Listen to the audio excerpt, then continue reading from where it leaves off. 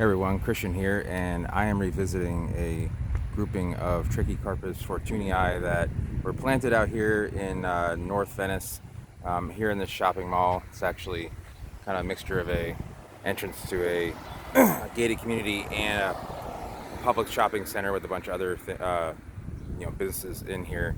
And you can see that there's some open areas like right there, over there.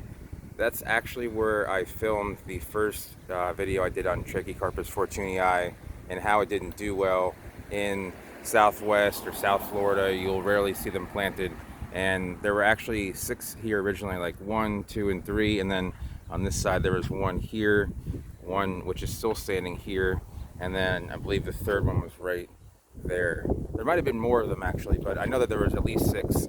Sorry about the wind, it's kind of windy out today. But you can see this is the last of the plantings. They've all since passed. I think my first video was about a little over a year ago. So they all went through the summer, didn't like it, and they basically just kind of got a fungal issue. And you can see here some issues that it had a little bit earlier on, where the fibers are kind of like not as thick. And I imagine that there's been some stunting in the growth there, probably a fungal issue that it recovered from. So this crown is actually looking pretty nice right now, and I don't know if it enjoyed our winter a lot and just really kind of like came out through the winter looking really well, but I imagine if I visit this at the end of the summer, the crown will not look nearly as nice. You can see it doesn't have that fan look, that doesn't have that really stiff kind of down setting look that you see on many Chinese windmill palms. It just kind of sitting there with a little bit of a regular crown that's kind of tightened up and more upright. Now it might just be because of the trimming, but you can see the leaves are dead on the sides, so the fronds are dead on the sides. So I imagine this gets trimmed up quite a bit. This is not a private planting, this is kind of a communal planting, if you will. And you can see that there is quite a bit of water. These wart ferns like to grow on areas that hold in a little bit of moisture there, and they kind of nestle themselves in the fibers, and that's pretty typical. You'll see them most commonly on Canary Island dates or Phoenix canariensis. So I believe this might get, there's a kind of a breeze coming through here, and I'm sure all 6 of these palms, or 6 or more of these palms, were getting this breeze and openness, and this one just seems to kind of be a survivor, for lack of a better term. You can see there's actually a lot of lichen and mold, some kind of moldy growth that has been on this palm for a while. So these hot, humid summers, and right now it's only about 9:45 in the morning, but it's already 85, and it's going to get up to 93, 95 today. And these hot, humid summers with lows only in the mid to upper 70s, so about 25 Celsius, 26 Celsius. They just don't like that weather. They start to go into a fungal decline, and their genetics cannot handle recovering from that. So that's my best guess as to why this palm is not doing excellent and why the other ones have already passed. So I'm not sure. Often people will get these palms and they don't realize what they are. They're mislabeled, or they just think that, oh, they're very cold hardy, they'll be fine here.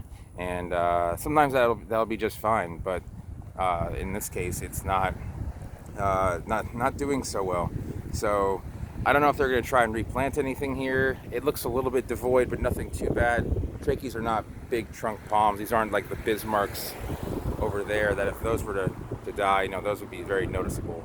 So there's a lot of other foliage around here, and this is pretty typical in Florida, where they'll build a new neighborhood and they'll mound up the area. So there's a wall back here and houses, so people you don't see the houses and the houses don't see you, and it's kind of like a fake elevation change. It's the most elevation change you'll get in most areas of Florida, especially this area.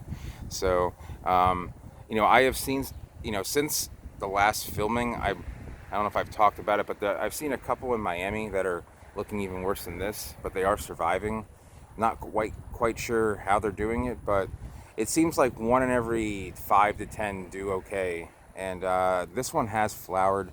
It looks like it was a female, but there were no males around to pollinate.